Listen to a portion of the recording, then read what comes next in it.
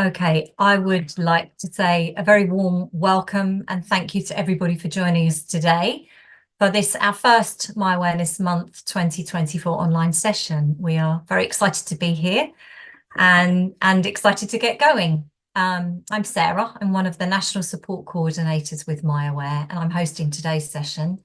And we've got Laura, Tracy and Vicky beavering away in the background behind the virtual scenes to ensure everything is running smoothly for us. So thank you, ladies. I'm delighted to be joining today by Dr. Channa Hewamadduma, neuromuscular lead, consultant neurologist and honorary senior lecturer at Sheffield. Dr. Hewamadduma has been treating patients with myasthenia for 20 years and will be covering aspects of fatigue, exercise and self-management in myasthenia. We may have had a sneak preview of his slides and it promises to be a brilliant session. We've also had the news that this morning has been a really important one for Channa, in that he's had the first in-human patient trials. So if at some point we have to stop the session and Channa's called away, we apologise and we will pick up and record again as soon as we're able to. Just before we hand over the reins, a little housekeeping. The session runs slightly differently to our normal sessions. Your cameras and microphones will remain off, as was in the instruction emails. And as you will probably be able to see, the session's being recorded. Should you have any hearing concerns, you can enable closed captions via the CC button at the bottom of your screen. And you can also change the language here too. After the presentation, we will open up the Q&A so you can type in any questions that you might have that haven't been answered. Please remember, if you'd like to remain anonymous when asking questions, you can do so by ticking the box. Otherwise, your name will appear. And now for the presentation. I will turn my camera off and reappear once the presentation is complete. And Dr. Channa, the stage is all yours. So thank you very much.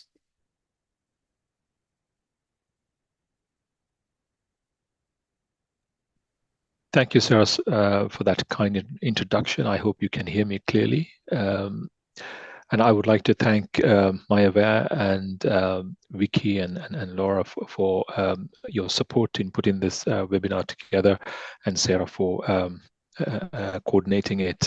And this month, as you know, is a Myasthenia Awareness Month, and it's a great opportunity to engage with the patient community and also work along with MyAware to support our patients. So I've been given the challenging topic of talking about fatigue and exercise in myasthenia.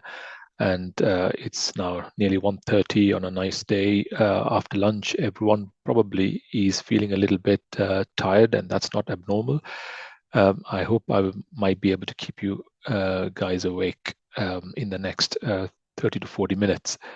So these are my disclosures. I'm a trustee of MyAware, and then I do clinical trials in myasthenia gravis and other neuromuscular diseases. So the objectives for this topic would be to understand what fatigue is in myasthenia gravis and in general, and what are the components of fatigue, and what can contribute to the symptom of fatigue, and how can fatigue impact our life, and how can it impact the management of myasthenia in the first place, and how could we differentiate fatigue from fatigability, because these are really confusing terms, and what is the role of exercise in myasthenia gravis, and how will you manage fatigue and exercise? How do you balance these together? And what do we need to consider when undertaking exercises, or when we advise, or when we speak to professionals about exercise? And then the principles of managing fatigue. I hope to cover all or some of them during this talk. So when you talk about the fatigue and the burden of fatigue in myasthenia gravis, there are various estimates of this. Many patients with myasthenia gravis complain of fatigue, and this can be up to about 80% of myasthenic population. When you compare this to normal non-myasthenic control group of healthy people, otherwise healthy people, the fatigue is reported still by these patients, but not as much.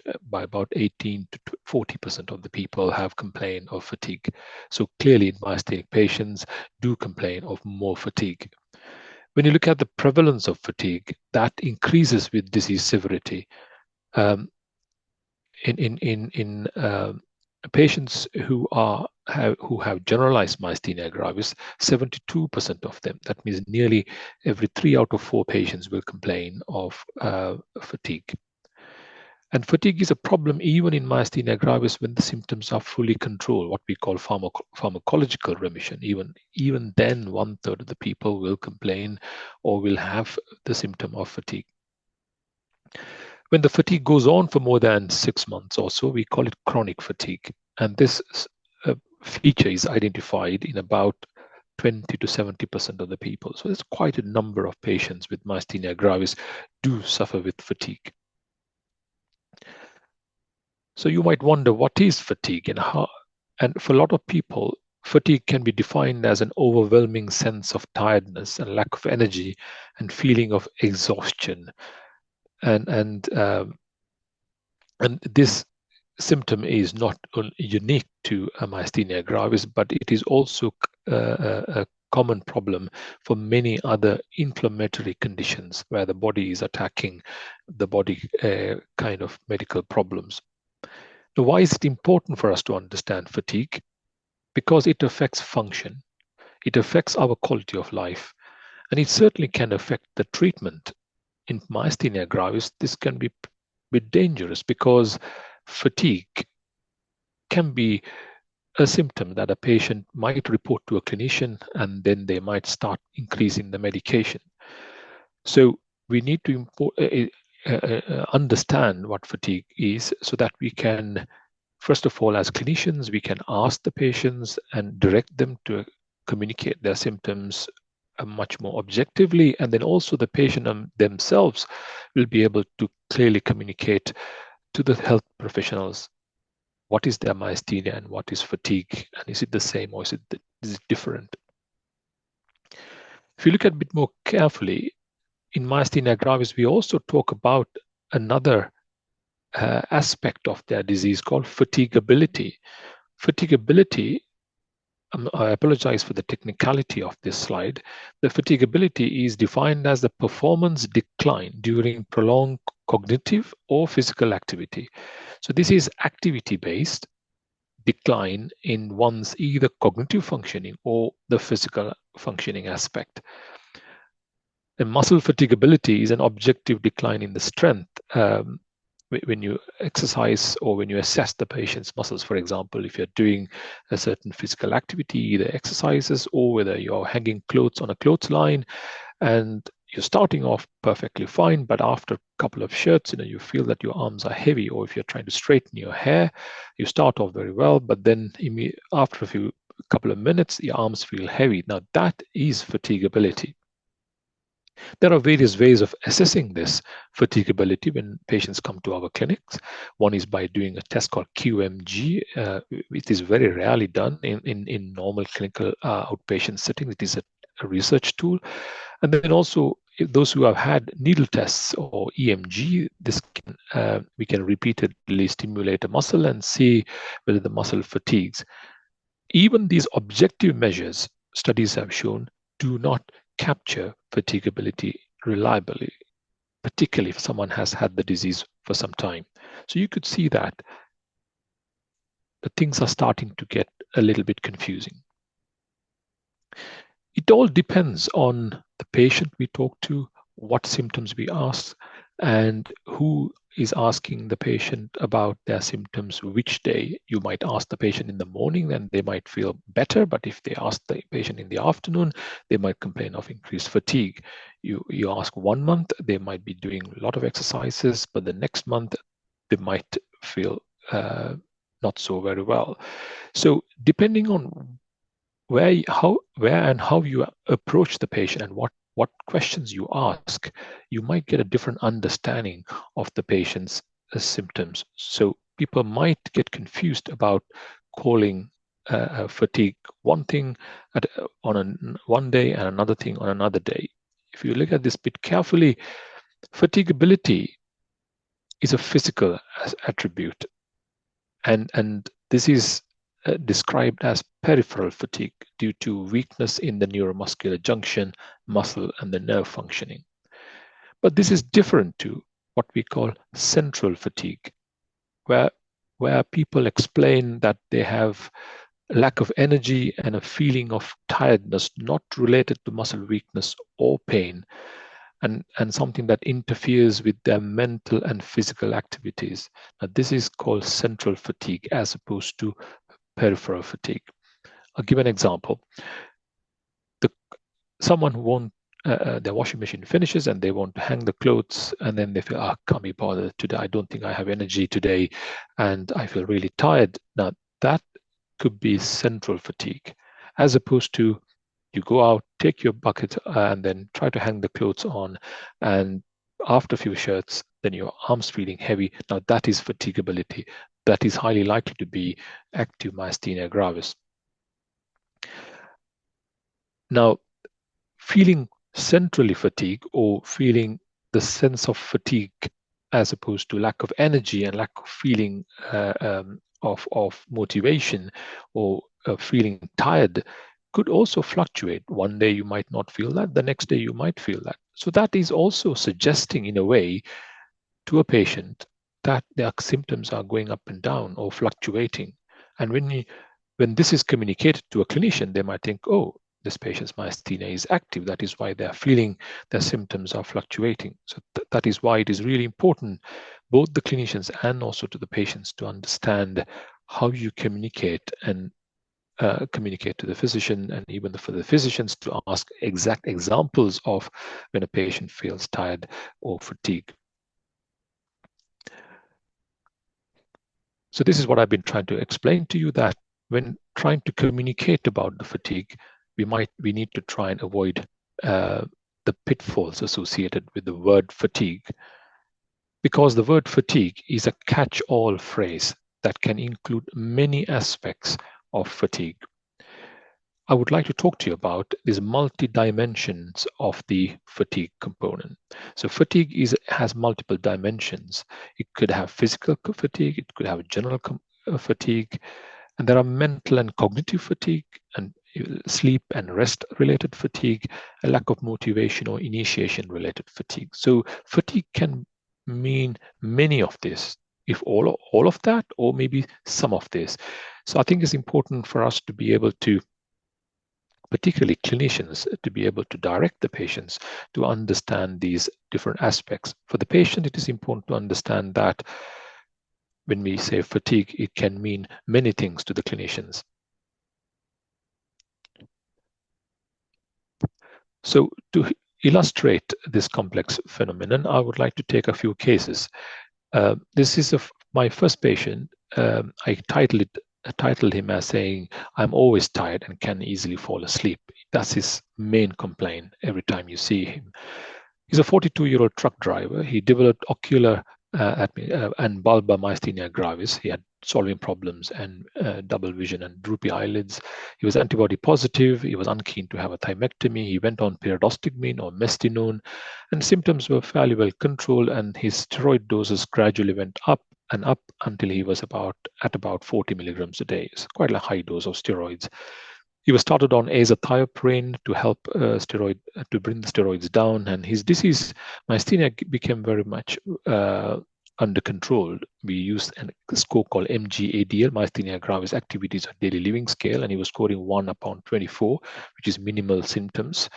However, when you look at his quality of life in our clinic, we also measure patients' quality of life using MG-QoL15 scale. Some of you might have completed this. It's scored out of 60, and he was scoring very high at 42, 39 at times. But his myasthenia gravis activities or daily living scale was only 1/24. His myasthenia was well controlled. His composite myasthenia gravis score was only 2 out of 46. Sometimes he scored out of 50. And his breathing tests were fine.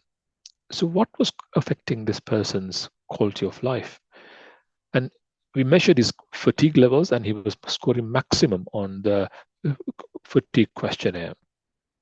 When you look at a bit closer, he's gained a lot of weight due to steroids, and his weight has gone from 90 to 113 kilos. And his main complaint was fatigue and unable to concentrate. So at that time, we were wondering whether he's got has he got muscle weakness due to myasthenia gravis that we are not picking up, or has he got a lung problem? Has he got steroid-related myopathy or muscle weakness? And because he's gained weight, we spoke to his partner, and she said he snores very heavily all night, and sometimes he holds his breath, and this is suggestive of what is called obstructive sleep apnea. So he was put on a CPAP machine to help his breathing, and his symptoms significantly improved. And this is an example of someone with myasthenia gravis. In spite of myasthenia being under control, as a side effect of medications, he's gained weight and developed obstructive sleep apnea, which contributed to significant amount of tiredness. And obstructive sleep apnea is a common problem of tiredness and feeling fatigue. The second patient is a 55-year-old retired lady. She is also positive for acetylcholine antibodies. She always complains that my battery is very low. She was never happy with her myasthenic control. Her myasthenia gravis scores at the beginning was moderately high, and she had brittle myasthenia gravis, and she required intravenous immunoglobulin several times. And since she was started on rituximab, her myasthenia became very well controlled. She was off pyridostigmine, and prednisolone dose was gradually reduced. But after a certain level of prednisolone, let's suggest 20 milligrams, we could not lower the dose any further because patient became very tired and felt unwell. So we wondered whether she was steroid dependent because we couldn't bring the steroids below 20 milligrams per day. But when you look at her myasthenia gravis, it is very much under control, and her breathing levels were fine. There were no problems with her lung studies. But when you look at her quality of life, as you can see, measured by the MG-COL15, it was pretty poor. She had significant levels of fatigue, and she scored 9 out of 10 in fatigue severity, and she always complains of my battery is very low. So we thought, could we be under-treating her? And then looked at the neuromuscular junction function. That was all fine. But then when we assessed the mood, her mood wasn't very good. And she always blamed her symptoms to myasthenia gravis. But what had happened was that through multiple admissions to the ITU and because of the rapidity in onset of myasthenia gravis and loss of her independence, she had become clinically very depressed. And this had gone, unfortunately, amiss, and we found ways of obtaining counseling for her and starting on appropriate medications to help. So in other words, in this particular patient, the low mood had contributed significantly to her feeling fatigued and unable to initiate activities during the day. So this is a complex diagram that I would like to show you to explain different aspects of fatigue. Now, in the blue here is the physical fatigue, and that could be influenced by many factors. The intensity of fatigue and impact of function, all that can make someone feel that they are physically feeling fatigue. For example, if someone is unable to walk to the post office and back that they did before, but now they are unable to do that, they might feel that their function is impaired, and that might give an indication of what they feel as fatigue. And people might monitor what is happening to their body because of fatigue, and which is what we call a consequence of fatigue. And there is also this physical fatigue can interact with how someone feels their fatigability. For example, someone might say that I could previously climb 2 flights of stairs, but I can only now do 1 flight of stairs, and then I feel very fatigued. Now, that is the patient feeling fatigability. That means the physical activity related decline in function.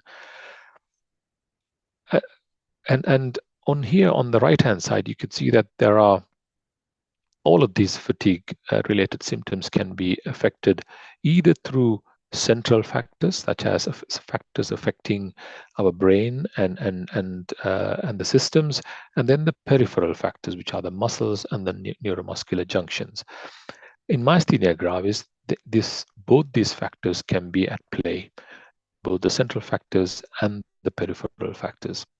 Additionally, remember that mood, the weather, the lack of sunlight, gaining weight, other health-related factors can all modify how someone feels fatigue. Whether you had a good night's sleep, what is your level of motivation, and generally what's going around in your life can all contribute to fatigue finally. Understanding these different aspects and as are important when we try to modify, because there might not be one simple answer. We might need to modify several factors to feel better from fatigue. There are various methods that we use to measure fatigue, and in the clinic you might be asked to fill in certain questionnaires, so be aware of that. And I talked about central fatigue and how does in myasthenia gravis this central fatigue go, how does it affect your brain? Although the weakness is in your muscles, this over here in this diagram, what I'm trying to show you is that there are a number of chemicals that our cells, such as the B lymphocytes and the T lymphocytes, which are important markers and important aspects of our immunity, they release chemicals, and these chemicals have been shown. Let me get a pointer.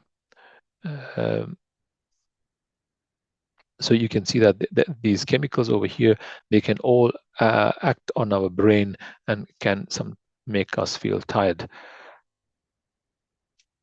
So when you look at what are the associations of myasthenia gravis and fatigue levels, the disease severity has been clearly shown to associate with increased levels of fatigue. And some studies have shown, whilst the disease severity is associated with fatigue, disease activity is poorly associated with it, such as whether someone's got an abnormal test when they come to the clinic or not does not really mean that they are fatigued or not. Just because, in other words, if the patient is having no symptoms when you assess them in the clinic, does not necessarily mean that they don't have fatigue. So that's something very important for clinicians to remember. What is the impact of depression and anxiety on fatigue? And studies have clearly shown that the depression is common in myasthenic patients. As much as 20% of the patients with myasthenic community can have depression. And in this particular study here in both in 2017 and 2018, high scores on patient-reported depression scales were significantly associated with high level of fatigue in these patients. In one study, when you correct for anxiety and depression in myasthenic patients, their fatigue levels were no different to the normal control population. In other words, feeling anxiety and low in mood can contribute significantly to one's fatigue levels, like we saw in the second patient that we discussed today. It is interesting to note that the female gender was also independently associated with higher levels of fatigue, and I think that is as much I'm going to comment about this.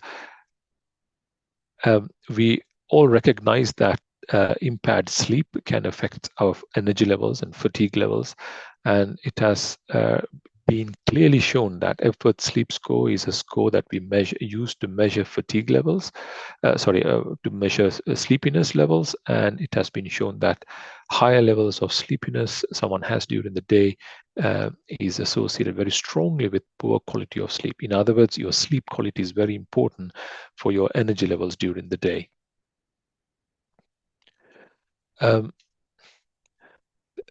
This slide is trying to show you that there are various ways to modify fatigue levels.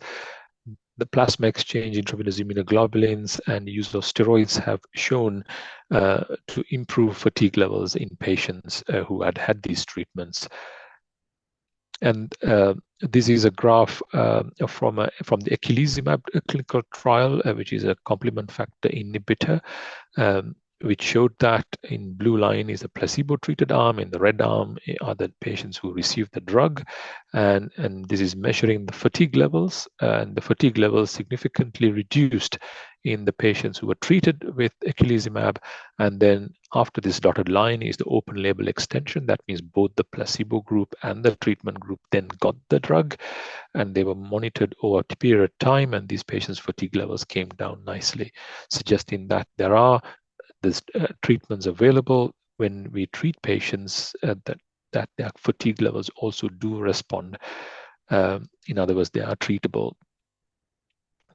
And you might have heard of this new trial, which is now published, called rozanolixizumab, which is a micarin clinical trial, which also used, they looked at the patient's fatigability as using this particular tool, and then also measured the physical fatigue. And the blue line is the placebo-treated arm, and then the purple and the green line are the drug arm. And you can see that the patients who received the treatment, their fatigability levels dropped, as did the physical fatigue levels. So in other words, these new therapies coming up can also help patients' fatigue levels, which is really a good news.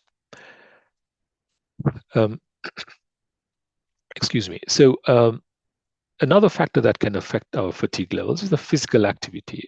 And this is a really important slide that I would like to stress, that restriction of physical activity was the best predictor of fatigue severity after controlling for all other confounding factors, and then for depression. So in other words, patients who are restricting their physical activity are likely to report more and more fatigue levels.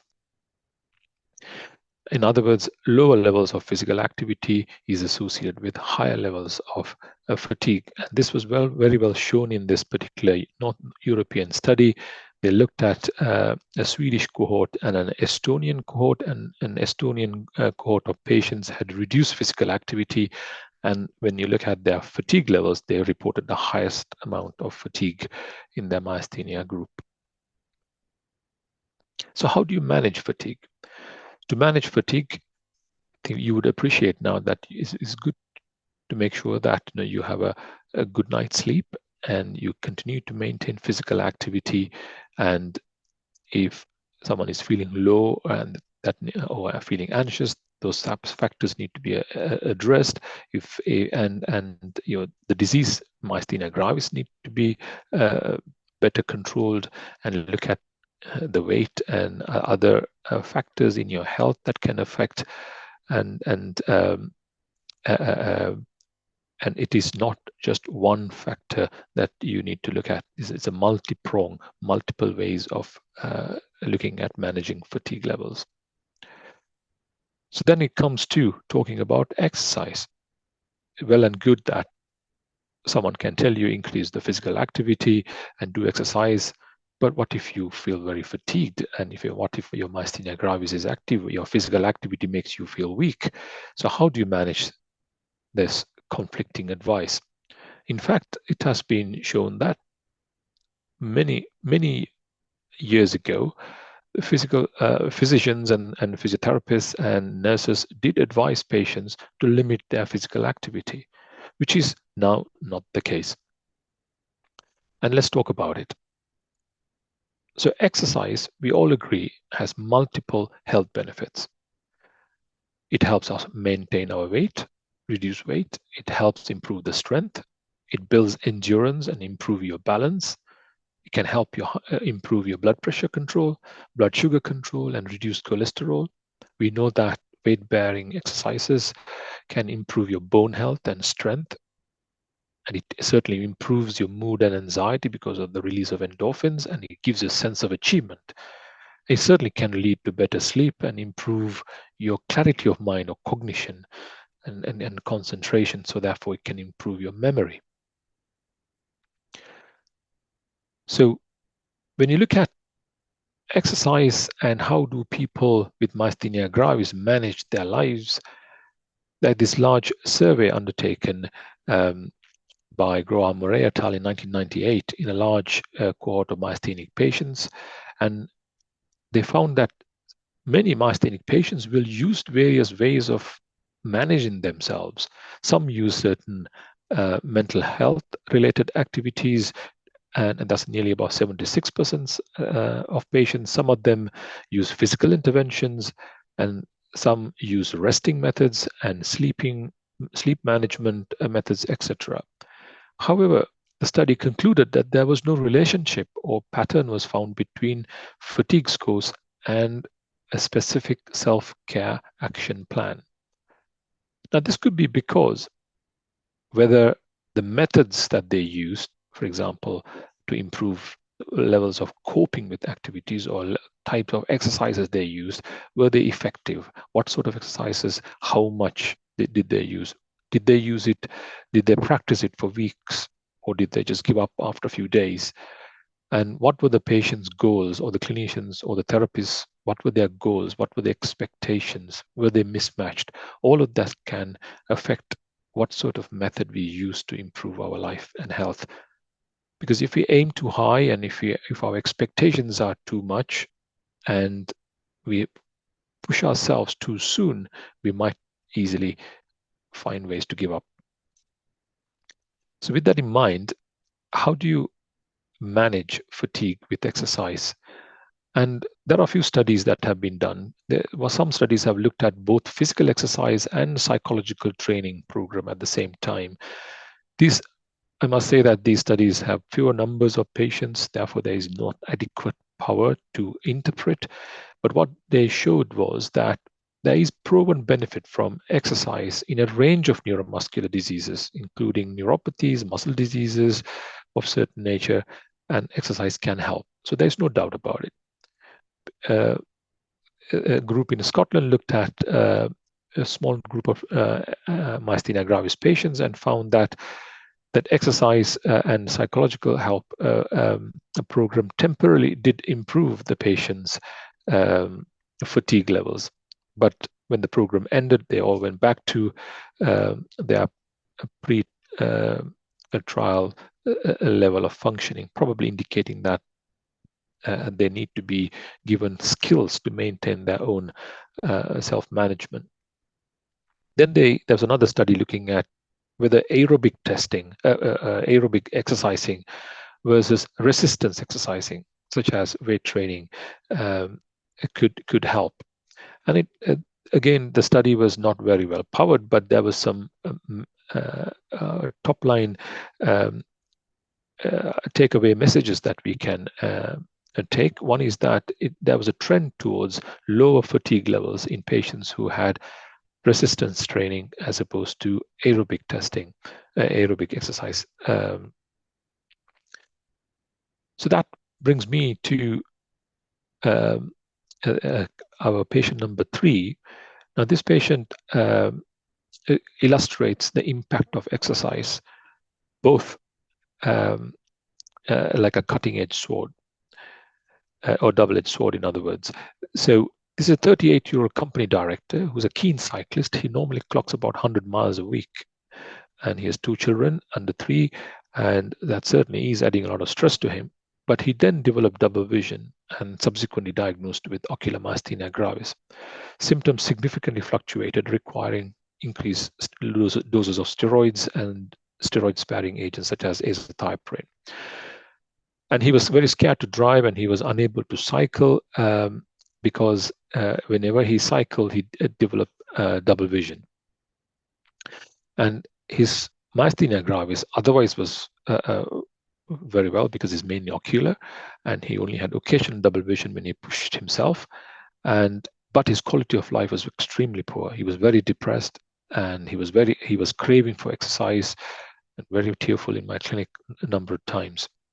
But when he looked at him, he says, when I try to cycle, my double vision comes back, and I got severe fatigue, and this is the pattern every time he tried. So then I wondered whether his myasthenia gravis has generalized from ocular to involving his limbs. Or is he stressed? Is he not getting enough sleep? And is his mood low because he was very tearful in the clinic?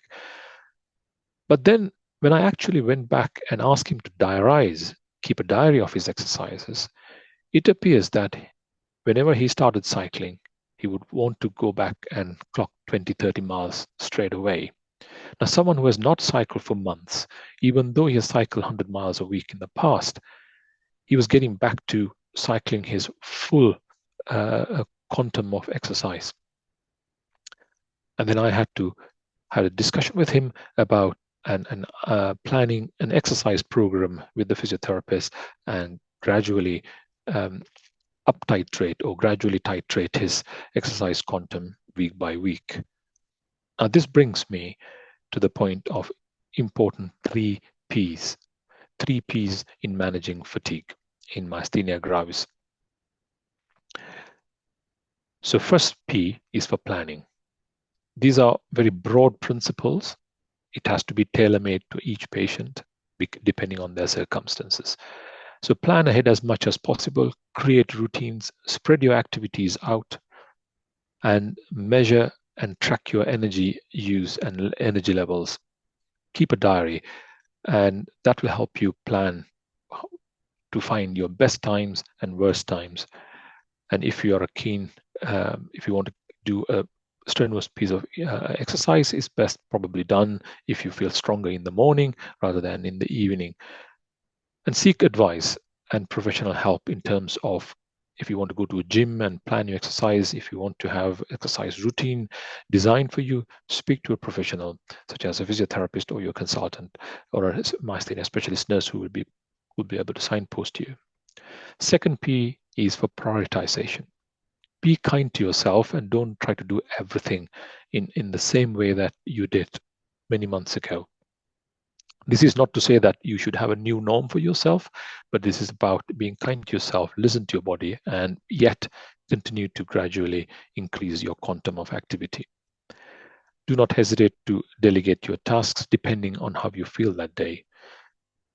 It is important to focus on activities that make you feel better and brings you the greatest pleasure. And the third P is pacing, and breaking your activities into smaller tasks and spreading them out throughout the day, and build rests into your activities, such as, for example, if you want to walk, shall we say, 2 miles, but you feel very tired and completely washed out after 2 miles, try and plan to stop just before a couple of 100 yards before your 2-mile mark. Then you will be able to do another similar distance again, rather than crashing yourself, pushing you through the barriers. So the key thing here is to gradually build your activity levels. So when you look at the safety and tolerance of exercise programs, it has shown that intensive muscles resisting strength training program have been better tolerated by patients. And this is well tolerated, particularly in the mild to moderate disease patients. So if your myasthenia is mild to moderate, then it is considered safe to engage in exercises. This can always be a barrier to your mind to push yourself, thinking that, okay, my myasthenia is active, I will have problems, but then have a chat with your clinician. And if your myasthenia is mild to moderate, then studies have shown that you should be able to engage in a resistance building exercises with help. It has also been shown in this particular study that when they did the muscle resistance training and moderate level of aerobic exercises with some breathing exercises, then the patients did really improve very quickly after a thymectomy as opposed to who did not do. So in other words, even during times of myasthenia-related surgeries, this kind of exercise training could help. There's a study called Restorex. They looked at rest versus exercise over 3 months and had a look at whether that makes a difference.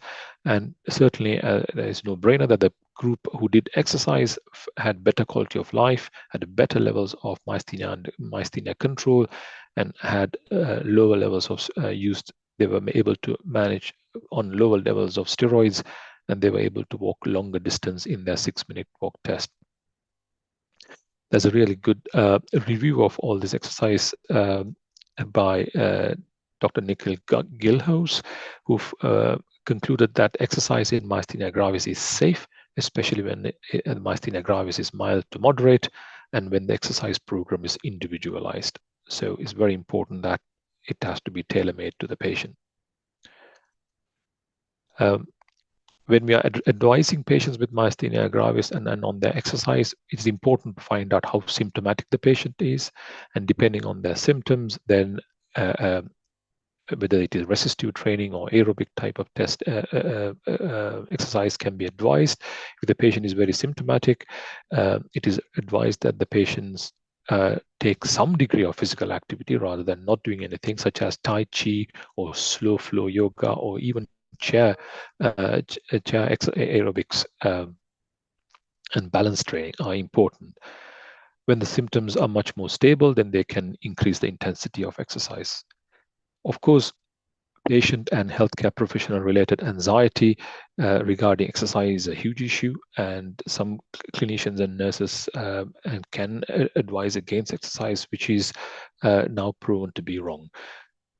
And for patients, it's important to maintain a diary of your activities and factors that affect your fatigue levels, as mentioned earlier. So that will be a biofeedback for yourself, and you will be able to monitor your own levels of activity, and you will know how to plan your days and weeks.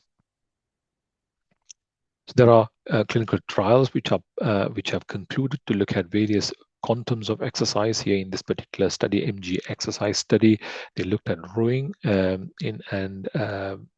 standard of care of advice, but the results are not back yet, but that might be a very helpful study result to follow. So in conclusion, I would like to stress the fact that the use of the word fatigue is a complex catch-all phrase which describes multiple elements of myasthenia gravis patients' lived experience of disease.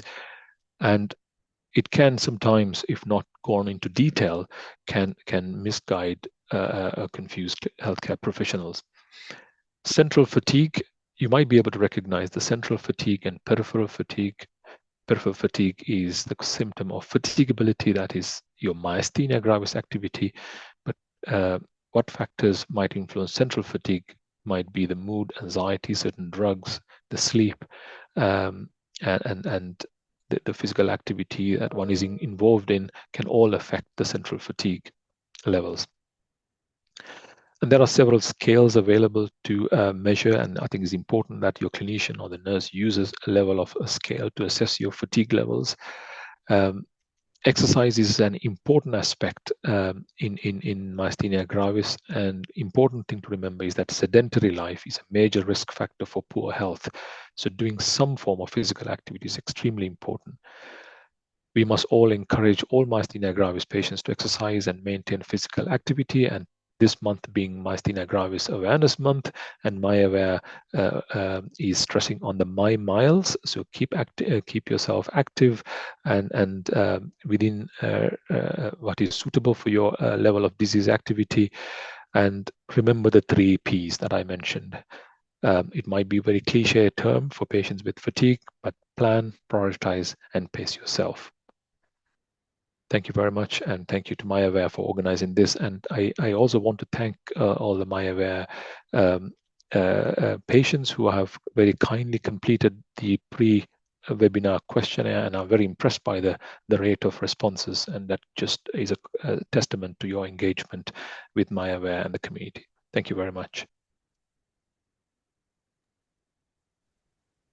Thank you so much, Channa. That was amazing. I'm sure everyone will agree. There was a huge amount of detail and information in there, advice, reassurance, and definitely food for thought for all of us. However we engage, with the myasthenia community, whether we live alongside it or have the condition ourselves. So that was amazing. Thank you. Right, we will open for questions, but we can see that we've already had quite a few questions in the Q&A box at the bottom of your screens. If you'd like to ask something, please do pop it in there, but I'm aware that it's also already 2:15, so we're very short on time for questions. We should mention that if it's too member or person specific, Chana probably won't be able to answer. So, feel free to pop them in and we'll have a look.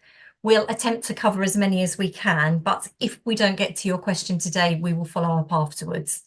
I think that's right. While you're just doing that, I'm going to attempt to share my screen and find a slide for you. Apologies, this was slightly problematic for me in our little trial beforehand, so I will attempt to share and just see what happens. If not, then we will abandon that one. And if you can see it already, it's a thank you for coming, and it's a QR code for you to scan, but we're aware that we've obviously got those behind our faces today. So I think I'm not able to do that as well as I'd hoped. So I'm going to stop sharing and hopefully you can see the QR code on your screens. So thank you for that. We'd also like to thank everybody prior to the session today for all the donations that we've already received.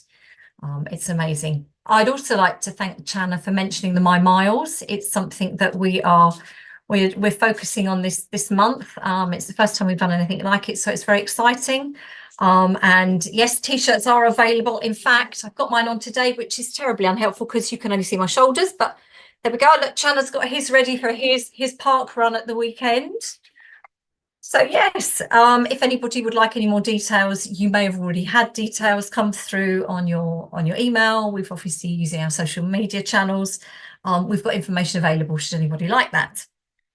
Okay, so Chana, questions. Can I just have a little look in the... Oh, we've got lots of questions now. Sarah, I can see a question by Jules. Can I take that first? Absolutely, of course. So the question is about magnesium. I'm still confused why we are not advised to take magnesium and magnesium spray under my feet or pure liquid magnesium. Magnesium can help with fatigue. I agree that magnesium can help with fatigue, but magnesium as a micronutrient, if taken more than what is necessary, can interfere with the neuromuscular junction function. For example, in certain situations when patients need to be given magnesium, it has resulted in significant deterioration in myasthenia gravis. I think that is why it is discouraged unless magnesium is significantly low. I think it has to be properly guided by your myasthenia specialist and closely monitored. I hope that answers that question. Thanks, Chana. Would you like me to come to the next question, or have you seen something in there that you think that's a brilliant one to answer? Yes. So the second question is about thymectomy, and there's a question. Question is about thymectomy could be considered for double seronegative patient in their late 30s with generalized myasthenia gravis who is taking Cellcept, prednisone, and Mestinon. So this is not quite related to this lecture. However, my answer is that this is a question that you need to discuss with your MG specialist, because do not know how detailed the serology has been looked into. Some patients need to have certain specific tests to make sure that they are really seronegative. But if you look at the German guidelines for myasthenia gravis management, which was recently published, they do recommend seronegative patients with generalized myasthenia gravis if they're particularly young, and then if the disease is only less than 5 years of duration, to have a thymectomy. But this is slightly different in the UK. Okay, shall I find another one? Okay, so somebody's asking or saying that they've been limiting their activity to avoid symptoms. So should they be doing a little bit more, maybe? I think that's a very good question. I think thank you for asking that.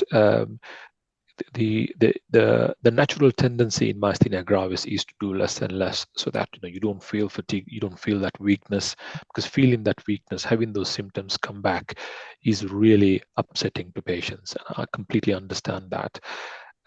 What has been shown was that lower the weight, higher the physical activity levels and exercises, the better control your myasthenia will get, and lower the steroid doses become with time. So I think even though one might not be able to do full quantum of exercise that they did before they developed myasthenia or many years ago, but starting to do some physical activity, keeping a track record of how much we are doing. Have I done shall we say, for example, 5,000 steps yesterday, and then can I do 5,100 steps today? So it's some improvement on a day by day or a week by week, depending on your activity levels. I think is recommended. I think really important that physical activity is maintained. It is also important to remember, Sarah, that we might have good days and bad days, but don't beat yourself or be harsh on yourself because you had a bad day and then your activity levels came down, because you have another day and a good day that you can clock up a little bit more, and that will give you more confidence. Thank you. I think that's really helpful. Here's an interesting one. If I'm not feeling like exercising, how do I know if it's my myasthenia or something else? How do I differentiate? That's a really good question again. So lack of, I could perhaps, I apologize for oversimplifying our participants' question there, but lack of motivation or lack of the initiative to do something is not, I would say, is not myasthenia gravis. It's not myasthenia gravis related fatigability. Therefore, when you're feeling that you couldn't really do anything today, or you're feeling that your battery is very low, it might be that it is the central fatigue that I was talking about. Therefore, tell yourself that yes, you need to beat this. No, I can do something today, and whether it be even walking around the house or walking around the block, something, so that you once you start doing it, then you will feel that you can do more and more. If you feel very tired after you walked around the block, then you probably know next time maybe you walk halfway through and come back, something like that. So lack of initiation or motivation is not necessarily the peripheral disease active myasthenia gravis. Thank you. Are there any new trials available for fatigue, such as zilucoplan? And I apologize if I've not pronounced that properly. No, that is perfectly right. Zilucoplan. I'm one of the key principal investigators in the zilucoplan clinical trial called RAISE. The RAISE clinical trial did not look at specifically on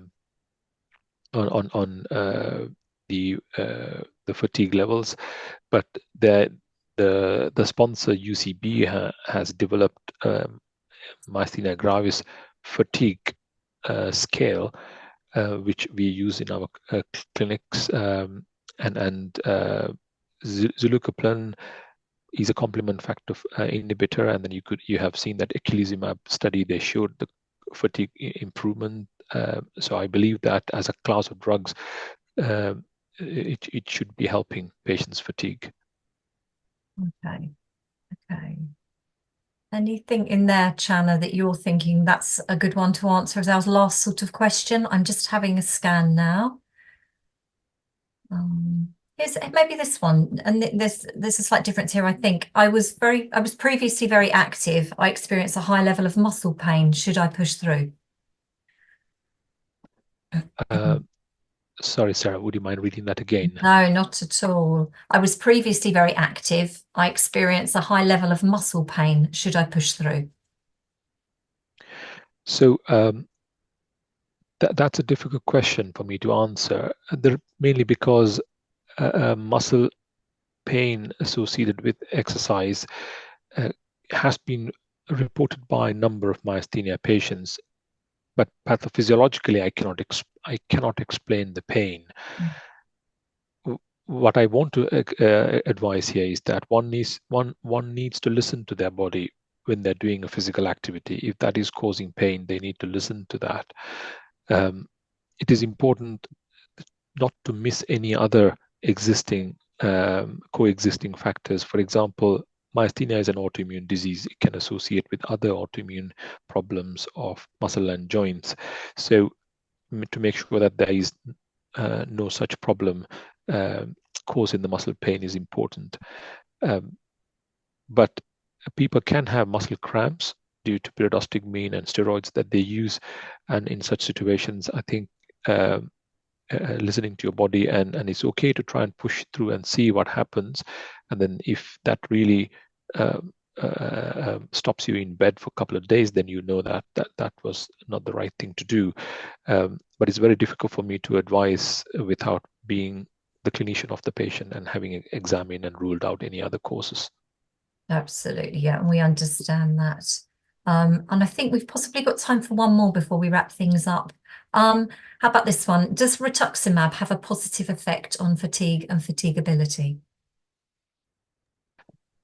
Rituximab certainly has a positive effect on fatigability, because if you remember, fatigability is the peripheral factor, the activity of the disease, and it has shown to be beneficial, particularly in the MuSK patients, and if you use it early in myasthenia gravis patients. In terms of the impact on the central fatigue or the concept of feeling tired, I'm not aware of data to confidently tell that, to confidently give an answer. That's lovely. Thank you. Channa, you very kindly offered to review the questions that we've not been able to get through this afternoon. So thank you very much for that. So bear with us, folks, and hopefully we'll get back to you sooner rather than later. So that is wonderful. Thank you for everybody that's popped their questions in. That's great. I think all that remains to be said is a huge thank you to you for today, especially on a very busy day, a challenging day for you there in Sheffield. Thank you for joining us, Channa, for sharing all of your experiences, your knowledge, and your presentation with us. And hopefully it will help people out there, help people maybe make decisions that possibly they've not been able to make so far. And thanks to everybody for joining us. We hope that it'll help you moving forward. This session, as you know, has been recorded, and we will be letting everybody know when the recording is available, and it will also appear on the website. So that's great, hopefully within the next week or so. And we hope to see you again soon. We appreciate that we haven't actually seen you this time, but we've obviously got other things coming up over the month of June. We've got another couple of webinars, and we've got one at the end of the month on the 28th with 3 of the specialist nurses, where again I believe exercise is being touched on, and medications, breathing, crisis, and that sort of thing. So that also promises to be another excellent session. So I think at 29 minutes past, I'll pass back to Channa to say his goodbyes, and thank you very much again. Thank you very much, Sarah, and thank you, Maya, for arranging this fantastic webinar. All the best to everyone. Thank you so much.